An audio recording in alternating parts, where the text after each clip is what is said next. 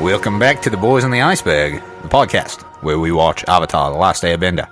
As always, I'm Paul Hogan. And I'm Kyle Marx. That's not Carl. It's Kyle. We'll spell it out in the description down under. So you can just go check it out down there. We got two fantastic episodes of Avatar this week. Episodes 5 and 6 of Season 2. Yeah, before we kick off Avatar Day and the Blind Bandit, tell us a little bit. Your accent sounds a little strange. Tell us where you're from a little bit, there, buddy. There, mate. Actually, why don't you tell me where you're from first, so I can think. I'm actually from the beautiful Port Douglas over in Queensland. Oh yeah, and I'm actually a couple miles east of that in Adelaide. Really, a couple miles. A couple miles. Strange that I've never heard of that. Adelaide. Adelaide. Adelaide? We have such strange accents. I've never actually thought of that. We don't know what you're saying. But enough about us. We're going to get right into these two episodes, as mentioned before. Avatar Day. Right on, mate. I thought you were going to say something like that. That was it. Okay. So the first episode that we watched this week was Avatar Day. Just very excited to get into these episodes. Okay, let's get into the first episode right away. Avatar Day. Kyle, what did you think about this episode? I bloody loved it. It was I don't know, it was almost as good as the Queen herself.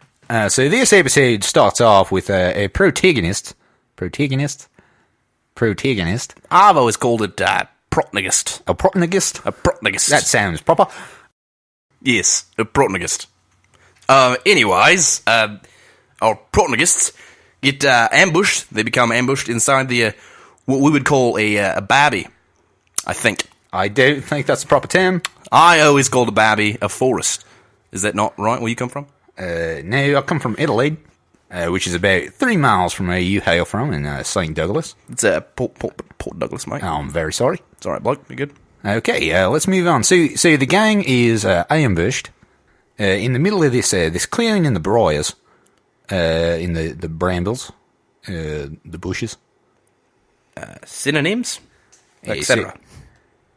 And then the gang is ambushed by another group called the Rough Riders, and they are on the little doggy rhino horn lizard thingies. You say it's a doggy?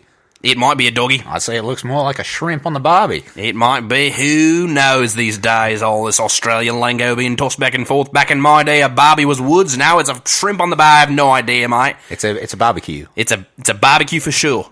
So, Carl, enough of this bloody Avatar talk. Do you even watch the show, mate? I have never seen an episode. I didn't even know how to pronounce it until today, actually. Yeah, okay, so let's talk about a little bit of the homeland, Mother Australia. When was the last time you visited the old continental island? I'm there right now. Are you really? No. Yeah, don't lie to the viewers. Don't lie to the viewers, whose names we do not know, but I'm pretty sure you're from Newark or New York? Newark, Jersey? New Jersey? Is that the place around here? I'm not familiar with the states. I've been here for about 2 months. I had to do some kind of history test to get here, but... Yeah, this is a pretty stupid nation, if I do say so myself. Yeah, I wouldn't be proud of this. All this unabated capitalism and freedom. The best thing you have is this four collared blokes they got the collared shirts, and they're on the Disney Channel or something like that. I don't think they were allowed to say coloured blokes. they sing around in their Australian accents. That's cool. Oh, you mean the Wigglers? The Wigglers. That's the name of them. They're the Wigglers. Get them down under here. Yeah, actually, don't watch much of these United States of American broadcasts. I prefer Australian variety. I only really watch Australian TV shows, like Wilfred and Lost. Yeah, and Kyle, what was that? All right, mate, we need to get out of here. I've been Kyle Marx, and this is my co-host, Mr. Hogan. All right, and we're going to be out of here in a flash. Bye.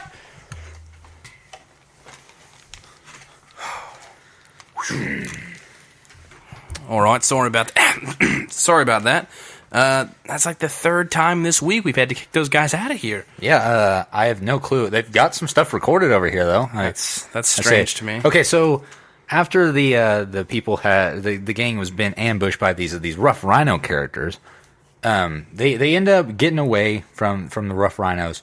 I think Katara's scrolls are left behind, and Aang's stick is left behind, and Sokka's boomerang. It's a staff. Come on. Okay. Come on. So Aang's staff is left behind, and they end up going back, and they grab Aang's staff and Katara's scrolls, but Sokka's boomerang gets left. Old Boomy. Yeah. Well, I shouldn't say that, because that's an actual character in the show. And he's old. And he is old. But they don't get Sokka's boomerang, and this destroys him emotionally. He's not ready to go on, because he thought that his identity was centered around him having this boomerang. Yeah. Your identity is not what you do. Well, I mean... But what you do that defines you. But what you do that defines your identity. Yes. And now, instead of Boomerang Man, he is referred to as Ponytail Man by the local patrons and the vendors. I've always called him Katara's brother man. Yeah, that seems like a more fitting name for him. But that's really neither here nor there. Everything is here or there. But it's neither here nor there. So they end up going down to the city, and they hear that there's going to be a festival called Avatar Day on. A festival for avatars. And so Aang's pretty pumped about this. He's like, it's great that people are finally appreciating all the stuff that I do. Yeah, I don't like that they only focus on just like 3 avatars. Well, that doesn't make sense. It's a general. I wouldn't say across the board in this show. They only focus on the last 2 avatars. Like it's Kyoshi and then Roku. Like there's been like 100 different versions of the Avatar. Why don't talk about those? Well, I think that because we find out later in the episode actually that it's not a festival celebrating the Avatar. It's a festival against the Avatar, and they actually burn the effigies. And we find out that Kyoshi a long time ago murdered a guy who was from their village. Yeah, Old Boy was like the leader of the village or something weird like that. He looks kind of big until you get the flashback of both of them. And she is a giant. She's so big. She's awesome. Yeah. But I think that's why they have a problem with the 3 avatars from Kyoshi up, is because she's the one that actually killed the leader of their like tribe. That's fair. I mean, then just have a problem with Kyoshi. Well, but it's an incarnation thing. I don't know. It's very messy. They're kind of just sloppy with that, aren't they? Yeah, so they actually Slobs. put Aang in a jail. Well, yeah. He could get out of it. Oh, yeah, he could totally There's get no out. Ceiling on there, is there? No, and they put him in stocks that don't fit him Movable, whatsoever. mobile stocks, Yes. you might say. So they... Slips out of those with ease. Yeah. So he meets some guys in jail. Some other bald tattooed men. Tattooed guys. One guy got like a snake around his neck, I think. I want that tattoo on my body. I don't. That'd be really I'm cool. just going to come out and say it. It would be... Well, I don't want you to want it on my body. I just want it on my body. That's my Patronus as a king cobra. I don't care about that. This is an Avatar podcast, so we're going to get back into that. That's good. But Sokka takes it upon himself to become a detective, akin to a Sherlock Holmes figure. Yeah. Did they give credit to Sir Arthur Conan Doyle? Absolutely not. At the end of this episode? Rip-offs. I don't know. A lot of them. I think you don't really have to. But I don't know. Because they wouldn't even know who Sherlock Holmes was, because... Yeah, but I think timeline. the people of the modern era who actually are watching the show would know that, hey, that's kind of like Sherlock Holmes. That's very Sherlockian. And that's exactly what they're going for. But it doesn't really fit, I think, in the timeline of the episode. You don't think they'd have to give any kind... The hat? Absolutely not. It wasn't exactly a magnifying glass. No, they wouldn't have to give any credit. And he had the pipe. And it might also be in the public domain by now. Is it? Probably. I mean, a lot of people are making Sherlock movies. That's true. And TV but this shows. is not a Sherlock podcast. He might even say that's neither here nor there. It is neither here nor there. Neither here nor there. No? Neither. That is also neither here nor there. But anyways, so back to the Kyoshi, the baller that she is. Apparently she is misunderstood. I would think. Not misunderstood. That people see her as a villain, and Aang tries to defend Kyoshi, and Katara tries to defend Kyoshi. Yeah, because Sokka tries to defend They see Kyoshi. some evidence that would the guy in a very the biased mayor or whatever. Yes, he tells them that Kyoshi did something and killed this guy on this cliff, and she left a boot print, and she was in the temple, and they go up and they're like, well, this this boot print is too small. Yeah, there's like 3 clues that are set up. Yeah, Kyoshi had the largest feet of any avatar we figure out. How are there still boot prints there? It said it was like 3,000 years ago, didn't it?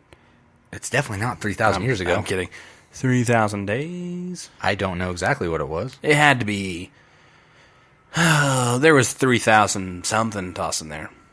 Yeah, I have no clue, Harley. I don't even know what you're talking about right now. Nah, it was just something I heard in the show. Oh, okay. So they go and they 3,000 hours. They go over to actually the island of Kyoshi because that is how the formation of the island was. Kyoshi cut the island off of the mainland and moved it out to sea. And yes, we have already seen Kyoshi Island once before, where we met the Kyoshi warriors. Yes, in the episode The Warriors of Kyoshi. Ooh la la.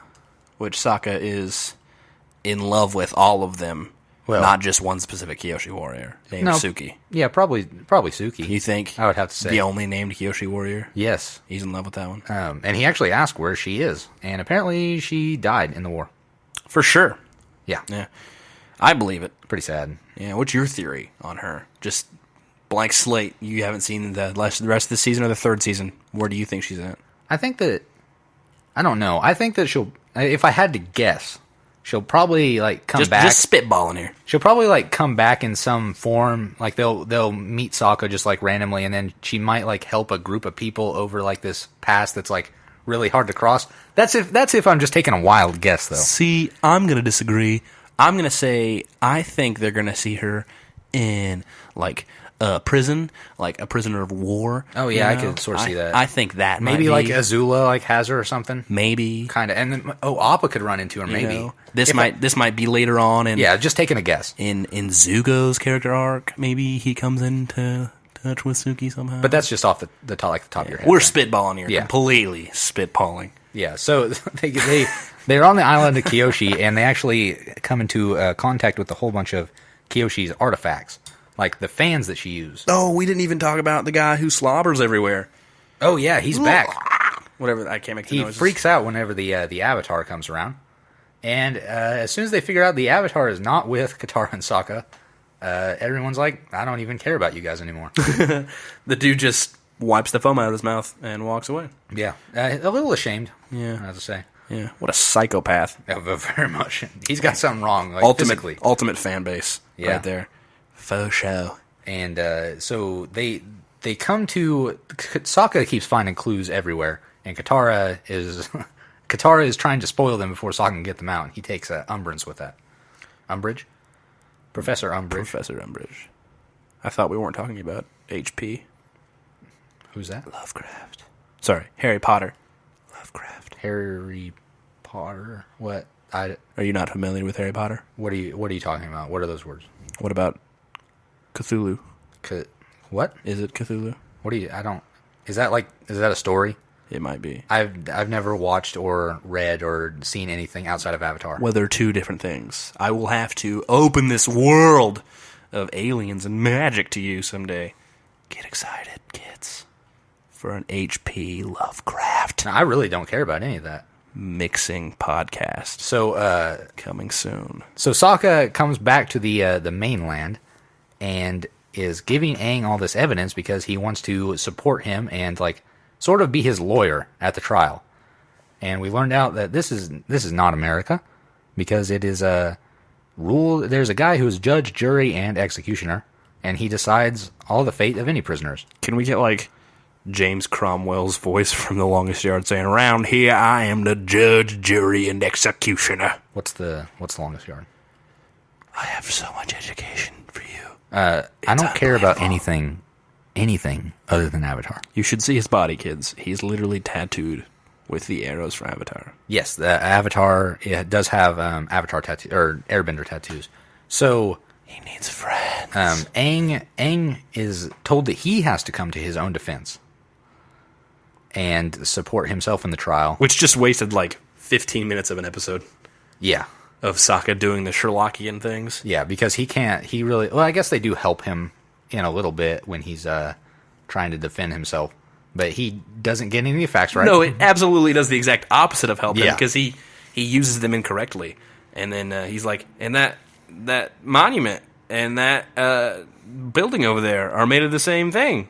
So, yeah. He's like, and I got big feet. Really doesn't help him. And so it looks like things are looking pretty grim. Pretty grim or bleak is what. I was going to say blim or gleek. Blim Greek. Greek or blim.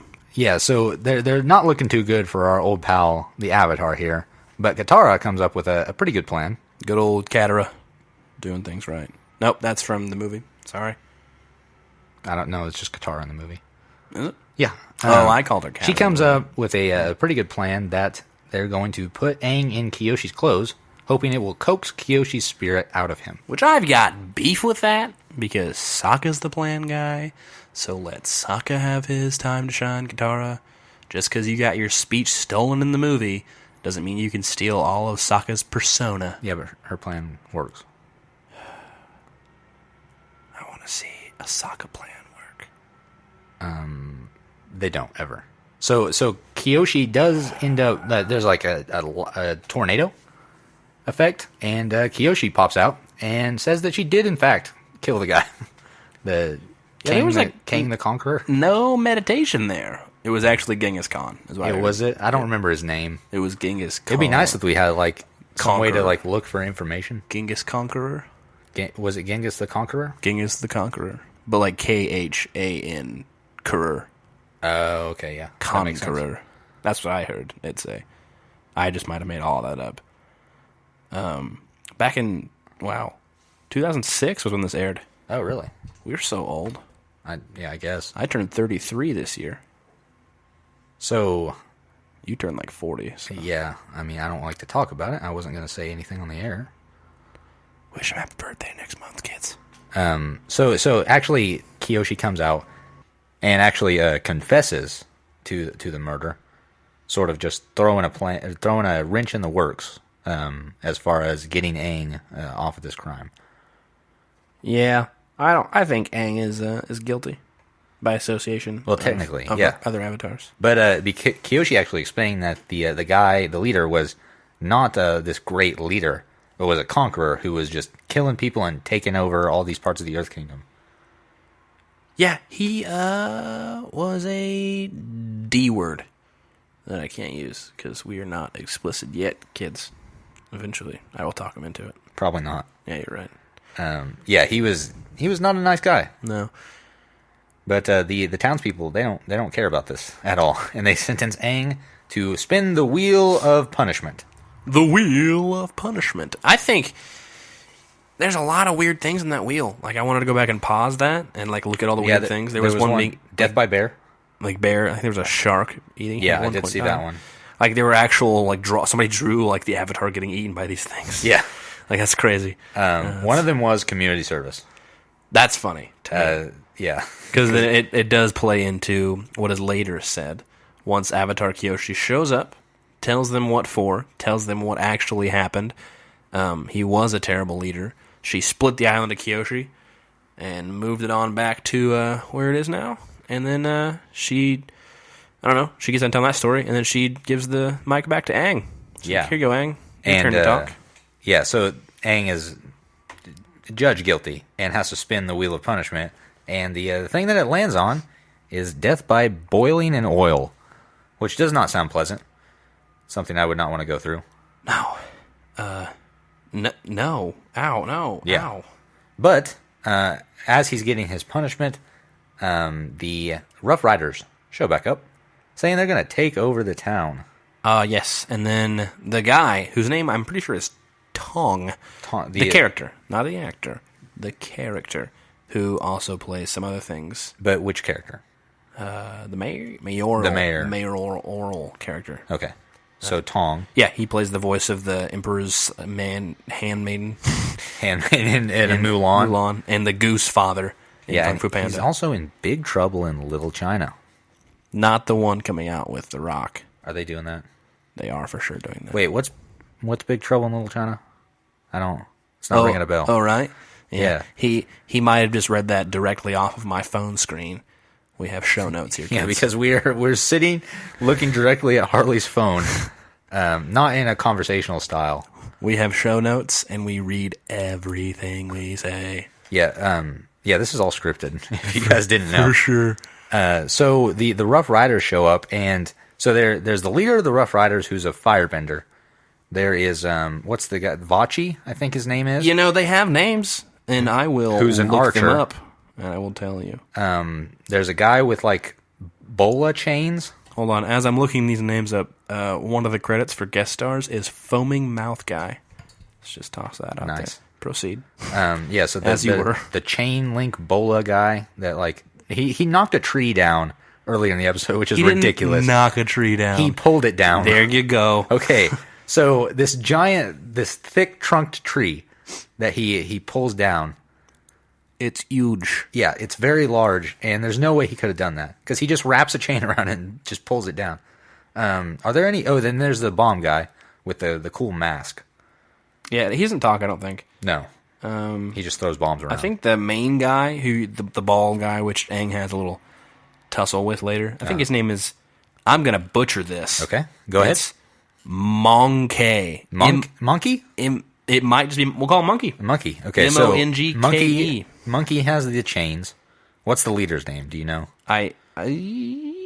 No, wait, no, I lied to you. The leader's name is Monkey. The leader's name is Monkey. I'm so bad at this. Yeah. And then, yeah, we're going to call him Monkey. Okay. And then we're sorry to anyone of Asiatic or monkeys. Descent. We are so, or monkeys in general. So then the archer guy's name is Vachi, I think.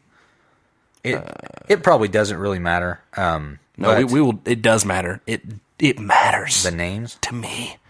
Okay, so while you're finding out the rest of the names, they say that they're going to take over the town, and the mayor Tong says, "Hey, Avatar, would you please help us? Even though we're just going to sentence you to death, why don't you go ahead and take care of these Rough Riders for us?" And Aang is like, "I don't know. I don't think I should. You were going to kill me." And so he ends up being able to commute his sentence down to community service, and then him and Katara and Sokka, who ends up being reunited with his boomerang, take on the Rough Riders. Yeah, I heard all of that, and we're going to continue from that. But the only two names on here are Monkey and Vachi. Butcher this one too. Is it what you're trying to say? Vachi? I'm getting Kachi. Kachi? Maybe? With a K. Maybe that was him? Maybe. That would make sense. Oh, tricked you. Yulu. Yulu is another one. Is he the bomber? It is a close cousin of Yolo. Yep. I don't think so. As he rides by a hay wagon and drops some lit bombs in it. Oh, nice. I am not reading the transcript. I have the transcript memorized in my head right now. Okay, so yeah, they're in this battle with the Rough Riders. One more. Ogodai. Okay, so we got Monkey, Ogodai. And hold on, Ogodai rides past another house and pulls down its support beams with his chains. Okay. Ogodai is the chain guy. Again, I think we're spending way too much time on this. No. So they're fighting with Kachi, Ogodai, Monkey, and Yulu. Yulu, come on. And they end up winning because they're the Avatar. Because they're toddlers, and toddlers win things. Yeah, often. of course. If you didn't know that, I had some beef with that. First of all, these are grown fighters, and they're outnumbered, which I think is a way to show you how BA the Team Avatar is. Yeah. First of all, he's the Avatar. Second of all, Katara knows waterbending, which is in direct opposition to firebending. Sokka though. Sokka's got a boomerang, so I don't know. Sokka though. Yeah, of course. No. Yeah. So they're kids. They end up beating these grown men. I've beaten kids with less. And the town comes to terms that they do not need to hate the Avatar, but they should like the Avatar because he just saved all of them. Did you mention the awesome line of the community service line? Yes, I did.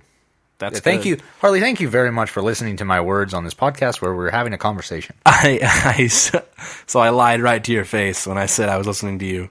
I was looking at Monkey and Ogodai and Vachir. No, I lied to you. I don't know who Kaichi is then. Vachir. It's Vachi. Yeah, thank you. Vachir. As he fires 2 flaming arrows toward Sokka, who is trying to crawl away like a caterpillar in his sleeping bag. Okay, so that ends us for the gang on this episode, but we also get Zuko and Iroh's story for this. We do not start out with Zuko, though. We start out with the Blue Spirit. We see the Blue Spirit actually come upon some travelers and cut the pole the guys. No, the pole the guys using to carry some supplies back to his home and steal all the supplies from him. Yeah, Zuko, I'm sorry, that's real rude. Yeah, well, very much is. So rude. Because you don't know what they're going through. That could be this month's groceries. It probably was. And now they're going to starve to death. Yeah. They have 6 children. Yeah, but Zuko in this episode one on the way. is really going full force into the Blue Spirit thing and just stealing everything. I love it. He gives Iroh like this teapot, this very fancy teapot, and Iroh's just over there dispensing all this wisdom the entire episode. That tea tastes just as good whether it's out of a nice porcelain pot or like a tin can, which I don't think that's true. I think it tastes a little metallic in a tin can. Yeah, same thing with like Mountain Dew tastes better out of a aluminum can than it does out of a bottle. That's true. Proven fact, kids. You can try that experiment at home. You will win a participation award for your 4th grade science fair. Please don't do anything that we recommend on this podcast at home, though. We are not endorsed by Mountain Dew.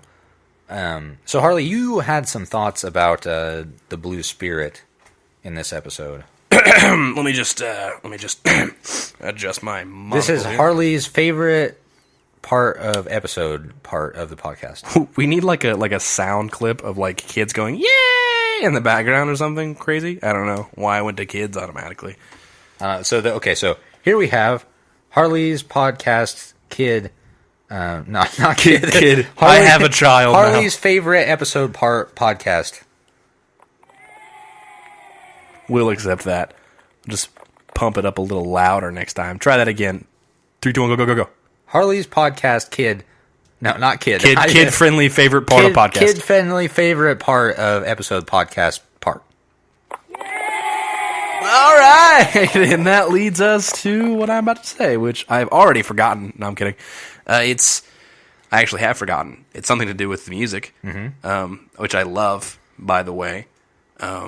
For some reason, the name Giacchino sticks in my head because I've been watching Lost a lot. Yes. Is it Giacchino? I don't think so. In Lost? No, in Avatar. No, it's not. Okay. No. I read the name Giancarlo Volpe, which yes. I probably just butchered that. I am sorry. I think it's Giancarlo Volpe. Anyways, director of Nickelodeon Animation Studios. So he saw it somewhere. I think they used the Duduk in this. Oh yes, which we read that trailer. We have referenced that previously. But I think every individual character has their own sort of theme. Yeah. I was going to say soundtrack, but that was wrong. Keep me on track here. Kind of like the Justice League characters from the new movies. And I like that. Well, and a lot of shows. Nah. Okay. I feel it's more prevalent in the new Justice League You can show. say, but it doesn't change the fact. It's a very common practice. Yeah, but I like when they do that, when that's not just like one common theme overused over and over again. And this theme is very cool that they use for the Blue Spirit. It's very mysterious. Like, you don't ever see Zuko just take the mask off. It's always the blue mask, then Zuko in a separate scene. Yeah. Like when I saw that when he wasn't taking the mask off, but he was putting his stuff down. And then you saw the mask in his hands and the tree, and then you saw Zuko step out from behind the tree unmasked. Like it's 2 separate characters, and I like that. Like he's not actually the Blue Spirit; it's another part of him. Like he's just putting a mask on, you might say, a fake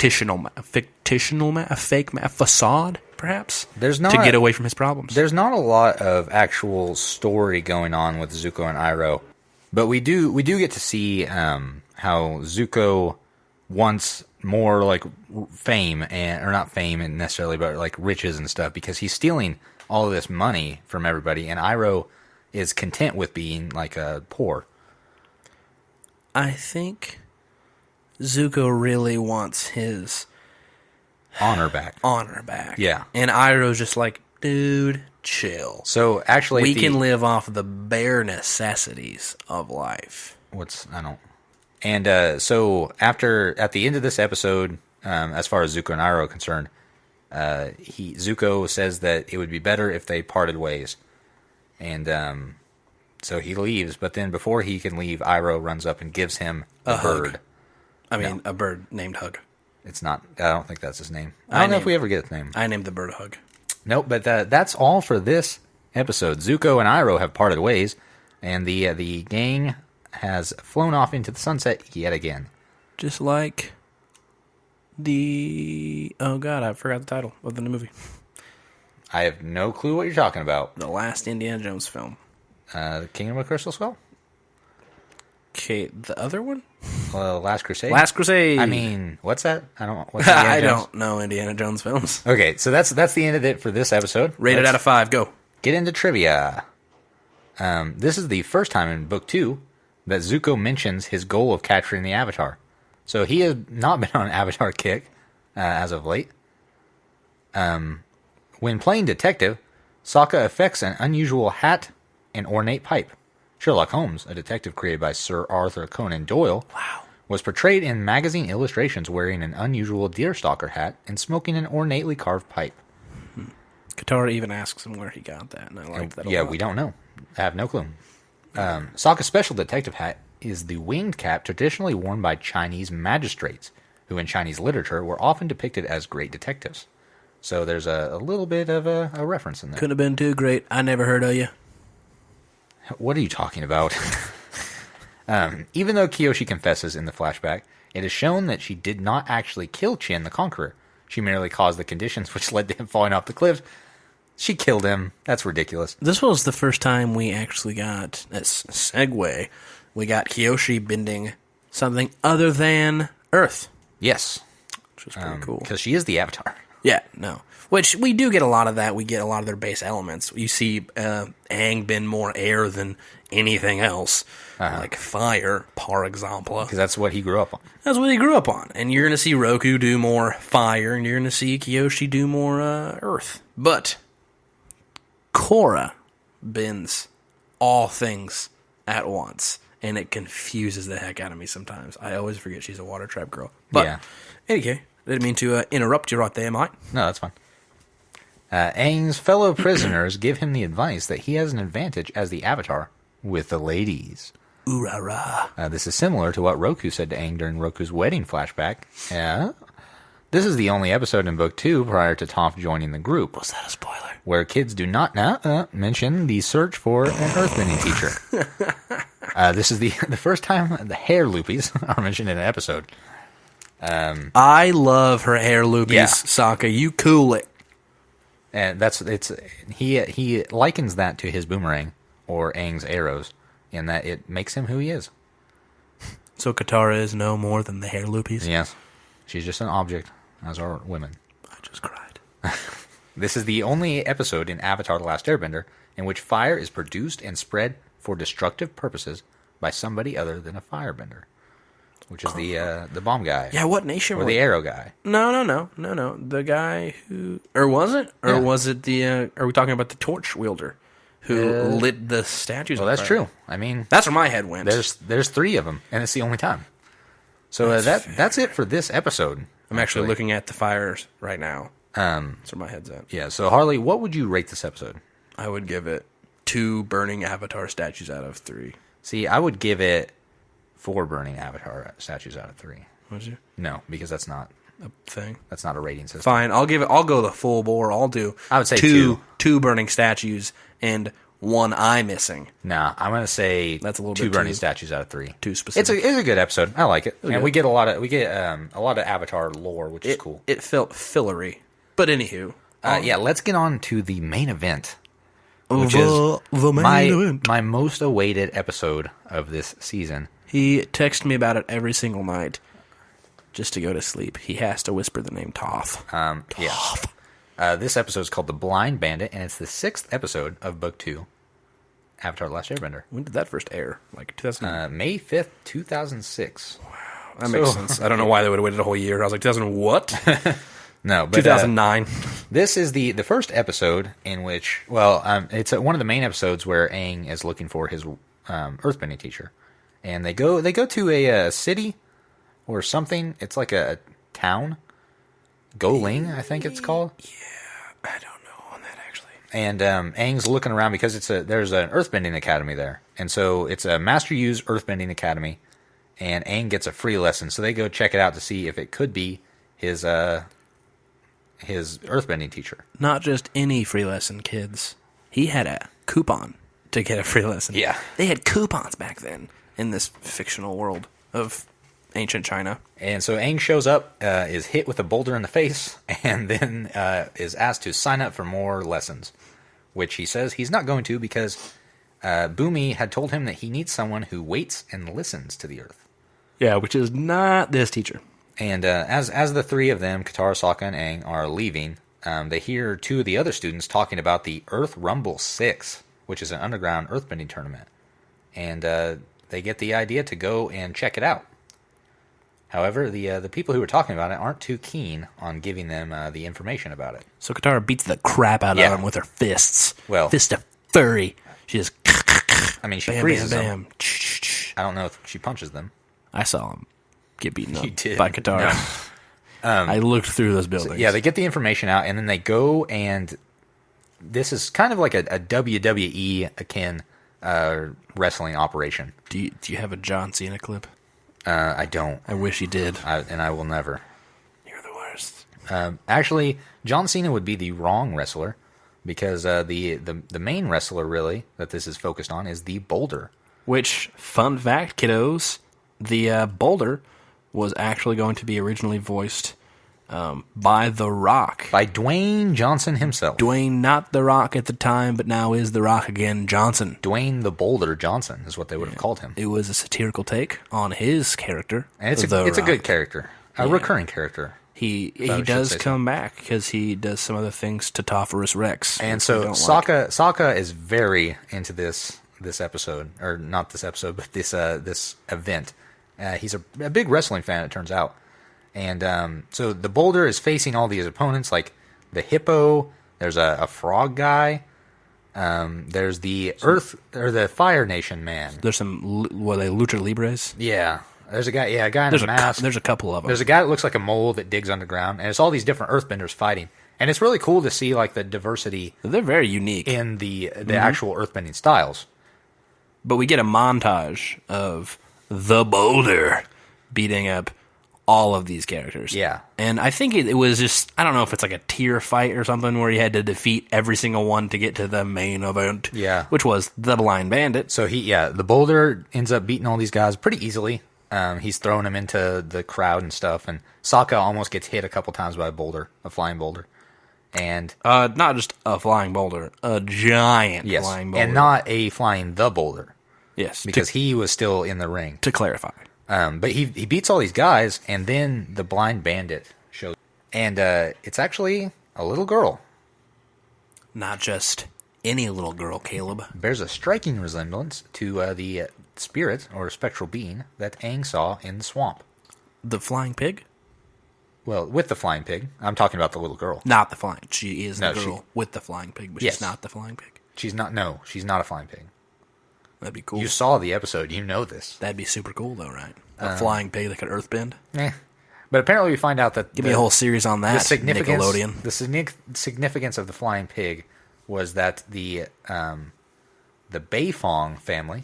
Which is the only surname we've gotten in the entire show. Their crest is a flying pig.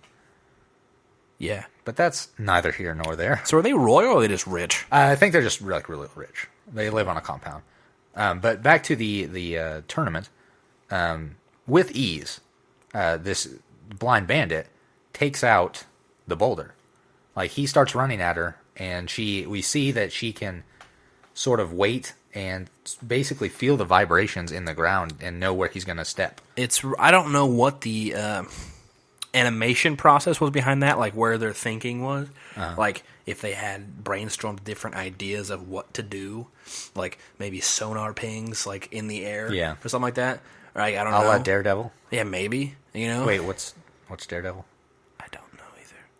Oh, okay. Well, we should probably not talk about it then. But I think it's really cool that they ended up going with, if you touch the ground, that reverberates through the rest of the ground. Yeah, so over to where she's standing. Yeah, the boulder is she feels it. The boulder's running towards her, and she can sort of, by the way he's stepping, she pieces together where he's going to step next. And Earth bends towards that, and then when he steps down on the ground, it keeps moving where she's earthbending it, and he does the splits, and then she just knocks him right out of the ring, and just like that is over. He doesn't just do the splits. He does the splits and dramatically screams, "Oh!" Which I wish we had the sound clip for that. We don't. We should pull some. We sound need clips. more sound clips. Let's make a mental note to do that. More sound clips. But yeah, so she ends up winning, and she's the champion again. And then the guy who's like the ringleader, Sin Fu is his name. That's not ominous at all. Sin Fu. He comes down and says, "I've got 500 gold pieces for anyone who can beat the Blind Bandit. If anyone would like to try." Not just any gold pieces. They're probably Earth Kingdom gold pieces, which are not always interchangeable, apparently. I think they are. I'm sorry to anybody who... No, because the guy totally took the Water Kingdom. Who got... Money. Money's money, he said. Who got... Yeah, there was one point in time, though, where... no, remember when Aang couldn't do the bail? That is not yet. That was the episode before. Remember? No, but that was the same episode as Money is Money. Yeah, but I'm saying it was... I don't know. Maybe it's different.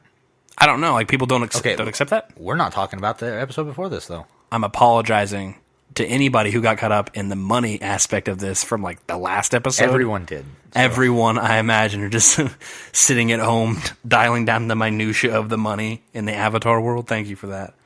So Sin Fu offers 500 gold pieces, Earth Kingdom gold pieces. To clarify. And to anyone who can beat the Blind Bandit. Little did he know that the most powerful bender on Earth was in attendance. Not the hippo kids. No, it's Aang. It's Sokka. And Aang comes down onto the stage and says that he will. And it's just two kids fighting it out. That would have been such a cool plot twist, though. If Sokka was the most powerful bender ever. He just shows up and just knocks Toph to death. Yeah. She's dead now.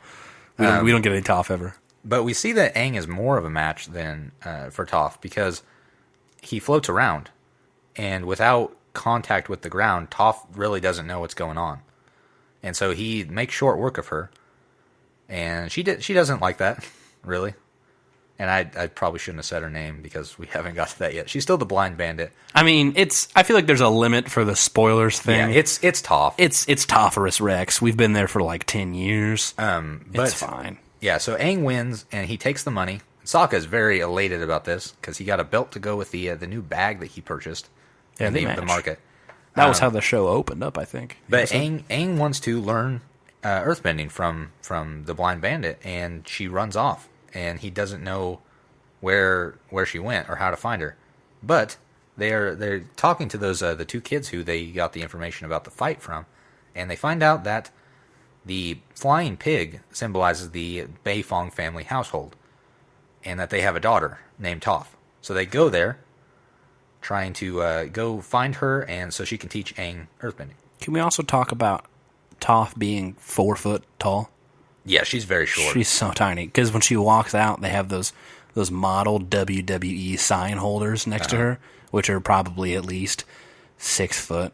You think so? plus stilettos. Okay. So they were giants regardless. And then Toph is just a little bitty baby next to them. But anyway, she's very short. Fast forwarding back to where we were. Yeah, they go to the Beifong household, and they run into Toph, who is in like a fancy dress. And she earthbends the earth around them and knocks them into bushes and briars and brambles, etc. So then that's when we find out that she is sort of sheltered by her parents because they think that because she's blind, she's helpless and weak and frail. Yes, frail was the word. I think frail or fragile. Yeah. He was very protective. The father, Nick Cage. He does not look like Nick Cage. I think he looks like Nick Cage. You keep saying that. He doesn't. He looks like Nick Cage. Absolutely not. But with these little string bean mustache thing going on here. No, absolutely. But, okay. Anyway, they, Toph, like, screams for the guards and acts helpless. And Avatar and everybody else runs off. But then they show up later because they come back as the Avatar so they can go into the house and have dinner. Why didn't they just do that to begin with? Yeah, they could have. Why did they have to sneak around? I think they thought that Toph would just help them, because they did explain that it was basically her duty, is what they said, that she had to help the Avatar to defeat the Fire Lord. If I was her, I'd be like, no, go away. Well, that's basically what she did. And then they show back up. And, no, like forever, there'd be no ending to me ending up with him. There would be no season 3 Toph. There'd just be like, nah. You really wouldn't help him? No. Wow. Horrible person. Yeah, I have no strong emotions towards the Avatar. Okay. None at all. Well, I have no strong emotions regardless. I don't even have weak emotions. I don't even think I have emotions. So, sociopathic? Should I see a therapist? Probably. But you can do that on your own time. This is the podcast. This actually is my own time. I'm going to get off of here and you guys just continue. Okay, I guess I'll finish the episode. So, yeah, they're all sitting down eating, and Toph and Aang are going back because Aang keeps hinting that she is a powerful bender, and Toph wants to maintain the guise that she, in fact, is not in front of her parents. Yeah. But she doesn't for long. No. Because they end up, Aang and her are out talking, and she's actually opening up, and they get kidnapped by the boulder. Yeah, there's a little. They have those like steel trap cages for thing one person. They had that in Boomian. Yeah. But instead of where his head was sticking out, there's bars now. So they have 2 of those now. And they trap them in those, and then they leave. And it's the whole crew. The Lucha Libre guys, the Mole Man, everyone's there. Hippo, the Boulder, and the Lee Sinfu guy. It's all those guys to capture 2 people. Yeah, so apparently they think that Aang and Toph have consorted to steal money from them because they are like around each other now. So they think that they just sort of cheated them out of the money. Which with their limited amount of evidence in their eyes and their naivete, they would think, yeah, they're in cahoots and they tricked us. We've been swindled. Because when they go to, put this evidence to paper, they see Toph and Aang hanging out together. Yeah. So they're like, well, I guess it's true. We want our money back, you thieves. They kidnap them, and then Katara and Sokka get the parents, and then apparently Toph's been taking beginner courses at the academy, even though she's much more powerful than anybody there. The same academy Aang got smashed into the wall with earlier. Yeah. And so Katara and Sokka, and then Toph's parents, and the guy who runs the academy go to find them, and they're at the underground wrestling ring. Yeah. But there was a cool, some symbolism that I almost missed talking about. When her mom finds where they were kidnapped from, where the hippo jumps on those 2 canisters after they kidnap Sokka, or not Sokka, when they kidnap Toph and Aang, thank you, to Fang. When they kidnap them, there are these 2 divots in the ground from the traps that look like graves. Yeah. I thought that was pretty cool. They're laying on pretty thick that they're in mortal danger. Mortal danger. They will die. So they all show up at the fighting ring, and they end up the parents give money for Toph. They give the 500 gold pieces, earth gold pieces, to the guy. For some reason, Sokka has that money. Sokka pays him. No, doesn't he? Yeah, because it's the money. Because doesn't he lay it down and the guy earth bends it over? Yeah, it's the money that they got from him. It's just basically the $500 back. That's dumb. Dollars, I say dollars. It's gold pieces. But pesos. So, and then Francs. They say, okay, release Aang too, please now. Please, I would like give us Aang back. Turns out Sinfu's a dirtbag. Yeah, he's with a wanted poster with the Fire Nation of Aang. Of what? We were in 2 separate. Okay, so we were in 2 separate sentences. We need to sync back up, if you would, please. Yeah, let's just get back into that. Okay, so 3, 2, 1, and sandwiches. Oh, okay. Well, we're still not on the same page. We are not good at this. Okay, 3, 2, 1. Sandwiches. Stuffed animals. Oh, okay. Well, I don't know what to do with this now. So we got Aang still trapped, and apparently he's going to be sold to the Fire Nation for the highest bidder. Is that a thing? Is it like firebending auctions for the Avatar? Not probably now. I'm surprised Zuko doesn't go to any of them. They're an actual thing. This might be the Avatar. We found some old guy. We painted a blue lines on him. So apparently the Fire Nation is going to pay a pretty good price for the Avatar, and Sinfu wants to get that. So Katara and Sokka plead with Toph to help them because they can't take all of these luchadors on themselves. Luchadores. And this is where we hear Nick Cage Beifong actually say all the adjectives that he thinks. He describes Toph. He's a very bad father. As frail and small and tiny and fragile and just incompetent and lonely and depressed. I don't think he says all that. I don't know which one of those words he actually used, but there was like 5 of them. And she's like, no, I'm not, Dad. And then she goes and kicks the crap out of everyone. Dude, yes. And it's really cool. She shows up. They all start running after him. Or her, sorry. She is a her. Yes. And they all run after her in this big cloud of smoke. And then she pushes them all back. And there's this giant, continuous cloud of smoke for some reason. I don't know how that ever disappears. Does she have to focus on that cloud of smoke the entire time? Probably not. She probably just kicked all the dust up in the air. That's a lot of dust. Yeah. A lot of concentrated dust. She might be holding it up. I don't know. Yeah. But kicks everybody's butt individually with their own little unique ways. And then it comes down to Hippo and the boulder. And then she kicks their butts, throwing them all over the arena, which is like a 20-foot drop, man. It's pretty far. Which would break necks and bones and stuff. Yes. And then the dust is about to settle, and she clears it all out. And then there is Finsinew. Sinfu. I was going to get it eventually. And then you see him crack his neck. I'm like, oh, just... I can't do it. I tried. And then there is this when Toph does her little hands in front of her? And she's like flipping and she slides back. Like it's really a cool style. It's really neat. I love the way Toph does things. And then they fight to the death. And Finyu loses. Sinfu. And yes, he does lose. He is also not dead. None of those things you said were correct. That'd be a better show, though, wouldn't it? Yeah, probably. But Toph easily defeats him again. It's not even really close. She just dodges everything. But they mock it up to be a big battle. Yeah, because she doesn't kill. She knocks off all his little grunts, and then he sits there and pops his neck dramatically, and then she sets up dramatically, and then they walk around the center of the arena dramatically, and they attack each other dramatically.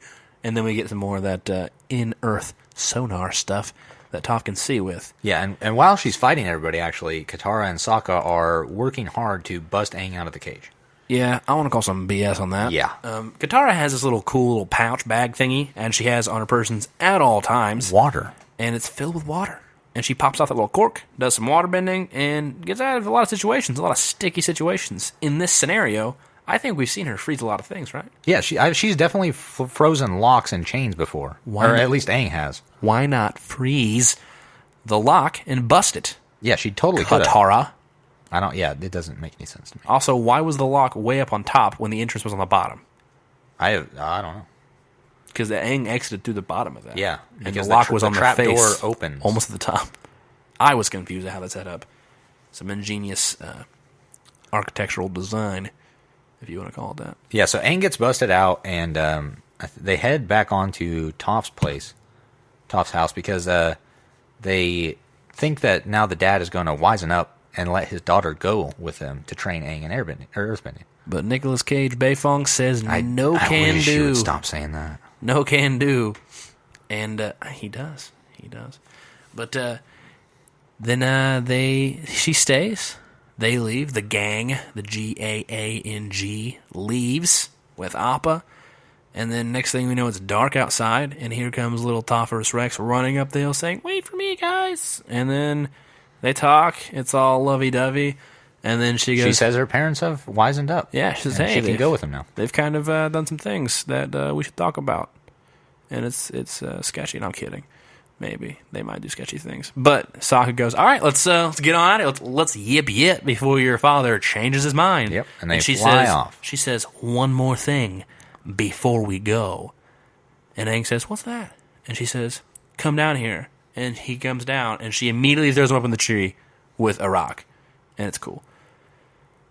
And that shows how abrasive and no crap taking Toph is.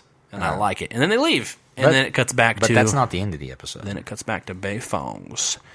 And I'm going to let Caleb take us out.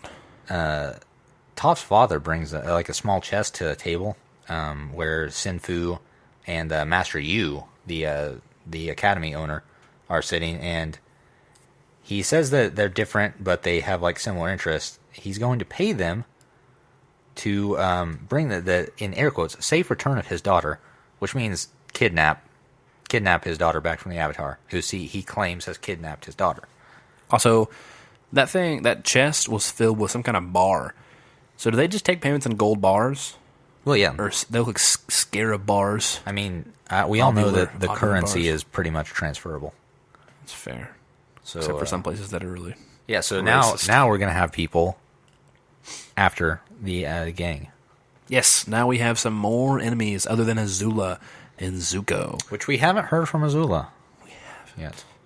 And Zuko was not in this episode. Dude's got a lot of enemies, man. Yes. Like, you got those two twerps hired from Beifong, and then you've got Azula, and then you've got Zuko, and you have the Rough Riders that came out of nowhere. I don't think those count. I think they're done. They were mercenaries. They might come back. We don't know. But that's cool. Aang's 12 years old and already has more enemies than me, and I'm 33. Yeah. Anyone would have more enemies than you. That's fair. I don't get out much. Okay, so that's the end of that episode. Let's get into a little bit of trivia. Trivia! This was the first episode to use the previously on Avatar teaser, heard in all subsequent episodes. I guess. Does that mean every episode forthcoming? I don't know. I remember. Maybe it's just the previously on Avatar ones, but I have no clue. The song that plays during Master Yu's first conversation with Lao Beifong is the Jasmine Flower, which is actually a traditional Chinese folk song. It is used later in the show as a theme for the Beifong family. I would play it for you, but Caleb says no, I can't play more songs. No, absolutely not. Toph calling Aang the fancy dancer is a spoiler. I will not read that. Is it? Yes, it is. Can you just whisper it to me? No. I want to know what it says. Absolutely not. Just whisper it. In this episode, Toph calls Aang Twinkle Toes. This later becomes her nickname for Aang. Oh. She calls him twice, actually, doesn't she? One at the beginning and then one at the end. Probably. I wouldn't put it past her. The square design seen on Master Yu's hairpiece is also present on the outfits his students wear. He's just a giant narcissist. Huh. What a tool. I don't like him. Master Yu stated that if Aang paid for the whole year, he would move him up to the next belt. The belt is in reference to martial arts, where belts determine one's skill level. Caleb, I think you've done a little bit of martial arts, haven't you? Oh, a little bit. Okay. What color belt are you? I'm a 75th degree black belt. That is one away from being the best you can be, kids. Yes. The best. I once defeated Bruce Lee. That's why Bruce Lee's no longer heard of anymore. I don't like to say it like that, but yes. He's a little modest. This particular episode is also titled as the Earthbending Tournament, not to be confused with the title, especially when that piece of trivia doesn't make any sense. What are you reading? I'm reading off the Wikipedia. I'm trying to find this one. A segment of the song The Avatars Love is played again at the end of the episode. Which is something I really wanted to play for you guys, but again, I am not allowed to touch the soundboard. And you never will be. Are not going to go into reasons why. For here and in perpetuity. Sokka's behavior during the match is a reference to the stereotypical pro wrestling fan. Is it? What? I guess. What did you just say to me? Sokka's... You need to pay attention. I am paying attention to you. I just didn't hear... Sokka's behavior during the match is a reference to the stereotypical pro wrestling fan. Well, I mean, yeah, if you watch any WWE fans, they're just... I think that's a little bit of a stereotype, and I don't appreciate you... Austin! I don't appreciate you perpetuating it. I'll read the next Fire one. Nation Man is a reference to wrestling traction of Ursat's bad guys, referred to as heels. During the Cold War, many of these bad guys were supposedly from Russia, which were actually Americans putting on accents. Fire Nation Man's accent was notably Russian. Actually, you pointed that out in the episode. I thought that was basically what it was. Because the Russians are the Fire Nation, really, if you think about it. See, I always thought the white guys were the Fire Nation. Well, that's racist. I mean, we're kind of white, so... Okay, still very racist. Here we go. In segue to what he said about Sokka, Katara commenting, "This is just going to be a bunch of guys chucking rocks at each other. Parallels the stereotypical friend who was forced to go to a sporting match. I think you guys are just pulling these trivia things out of your bumholes. Please don't say bumholes. This is a family podcast. Everyone knows what a bumhole is. Everyone knows what a lot of things are. Would you rather me say not bumhole?